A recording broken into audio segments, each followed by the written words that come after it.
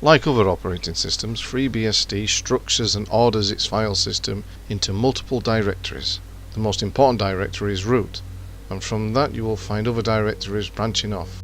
It's the first directory that is mounted when the OS boots up and contains mount points which are essential to system operation. Mount points are directories where additional file systems can be attached later. The FreeBSD standard mount points are mount, etc., bin, root, that is the root file system, var, user, or USR, which stands for Universal System Resource, home, where the user files are usually stored, individual account settings, etc., boot, temp, the admin's home directory, root, and CD-ROM. The main directory, represented by / is the root directory of the entire system. Bin contains the user utilities essential for both single and multi-user environments. It's just part of the core installation in FreeBSD.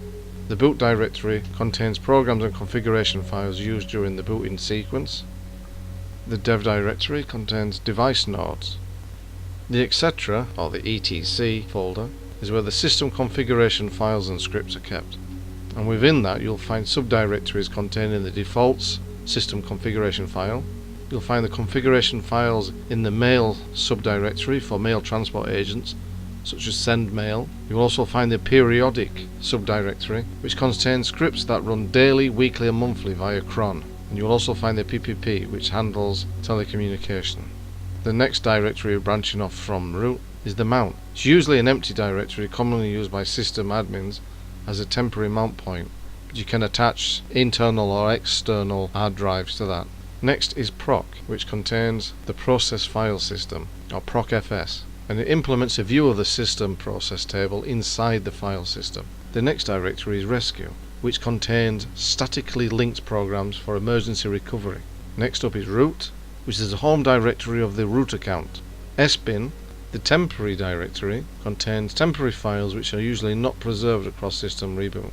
If you have enough RAM, a memory-based file system can be set to be mounted at the temp folder.